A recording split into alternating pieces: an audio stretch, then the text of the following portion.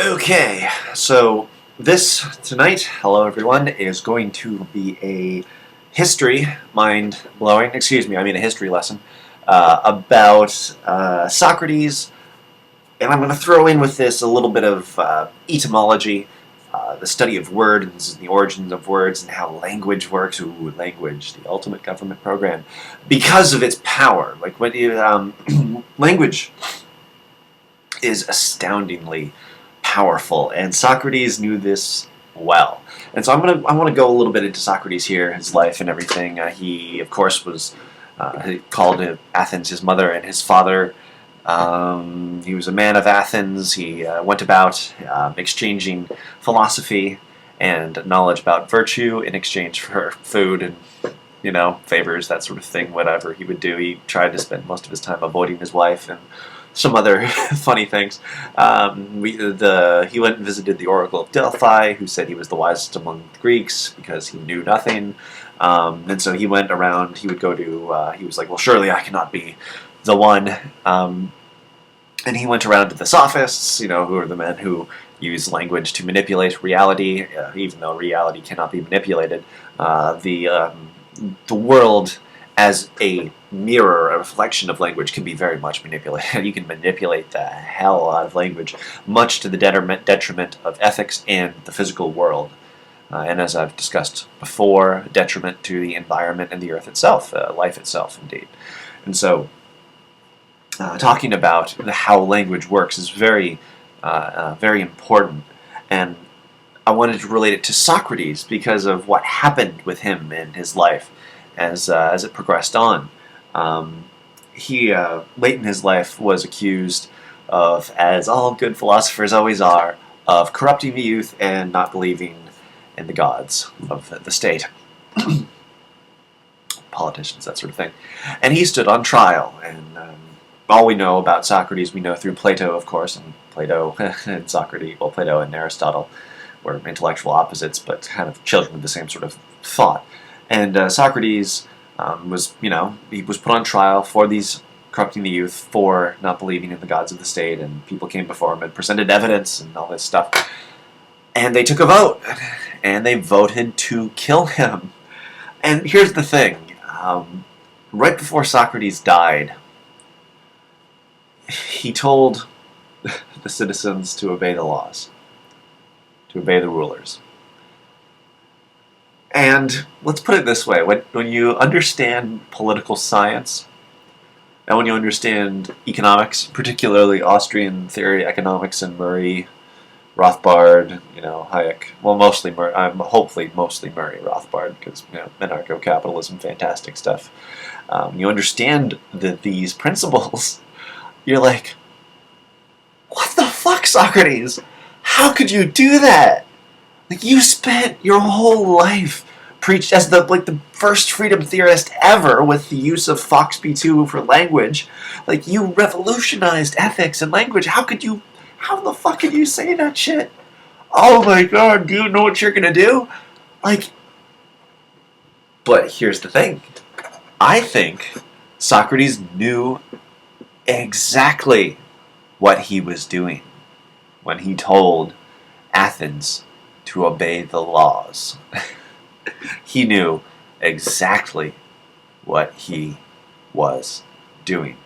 Because if you want to destroy a civilization, and you understand etymology and how you can use and manipulate language, build language to affect ethical structures, there is nothing worse you can do than to admonish the sheep to obey the laws. Oh, what, that man in the blue costume over there stole your cannabis and kidnapped you under threat of your death? Sorry. Obey the laws. And so he knew exactly what he was doing.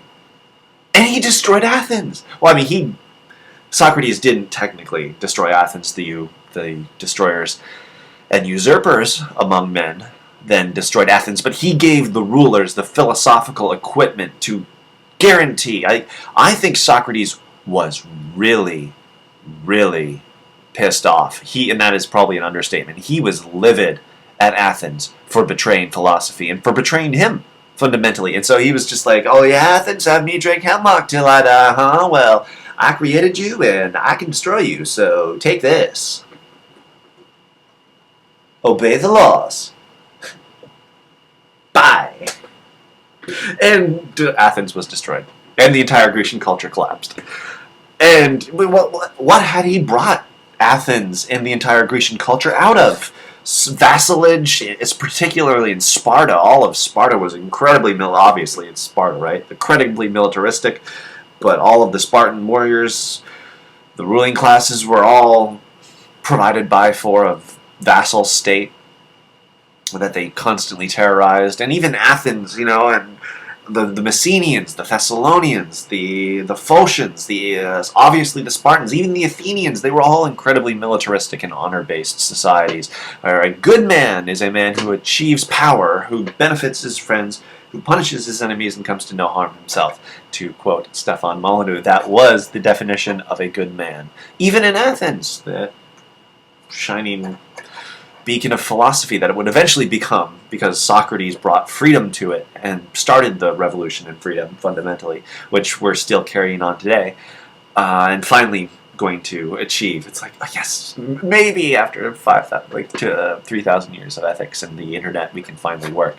The great copy machine, as Aaron Schwartz called it. And so Athens and Greece was destroyed.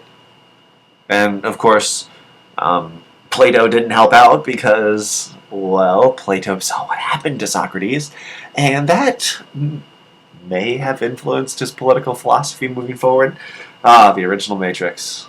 Plato. Oh, Plato. No. But anyway, so quite fantastic stuff you can do when you understand the nature of language and how euphemism works, how misdirection works. Oh my god, I would be such a good politician if I were evil. Oh man. What I could do, sorry, pushing buttons here. What I could do, oh my god, with language, I could screw so many people so bad. But fortunately, I'm not evil, so I don't want to have anything to do with the state. But what happened just with all of Socrates and all of Athens just collapsing as a result of obey the laws? Who would have thought you could do that?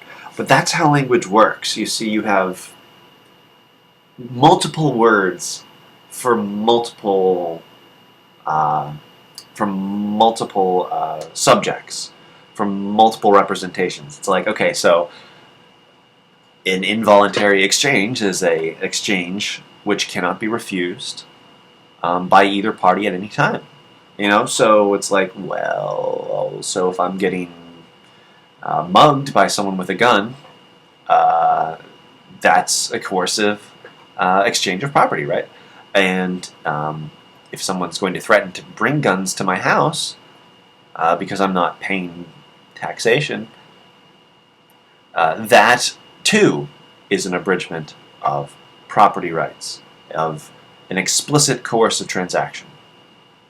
And so when you kind of get that, some very interesting implications occur for what you now know Socrates did. I mean, Socrates was an epistemological genius, so because he understood how you could manipulate language, he knew he could destroy Athens. He had created Athens, basically, right?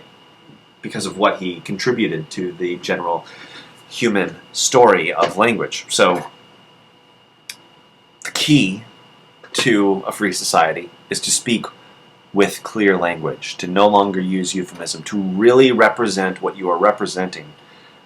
To really speak the truth, you must use clear language, free of euphemism, of misdirection, lingual misdirections. Don't call it taxation. It's not taxation, it's theft. It's not inflation, it's counterfeiting. It's not religion, it's superstition. It's not spanking, it is assault on a child. It's not circumcision, it's mutilation. It's none of this stuff. We all use these ridiculously horrible, unclear euphemisms for things that if we called them by their proper names, it would be obvious. We don't call mafias by their proper names. We call them governments, and they're massive and horrendous, and that's pretty colors. I'm sorry, my the screen background is changing. It just became this nebula. Fantastic. Anyway, so to wrap up, if you really want a free society, you have to be able to speak and use honest language with the people around you. And you have to be willing, no matter where it leads, to pursue integrity in language. And really call things, as Confucius said, the first step towards wisdom is to call things by their proper names. So when we finally start using clear language, especially with our children, because once we speak clearly and concisely to our children, then we can find ourselves in a civilization, in a society which speaks with clear and honest language itself. So spread the knowledge of and the philosophy of how languages worked, and always speak with clear language to others, especially your children, and we will get there step by step. Step by step by step, step by step. We'll get there to a free and peaceful society. Thank you very much, guys. Have a good rest of the evening, and I'll probably do another video sometime soon. So have fun.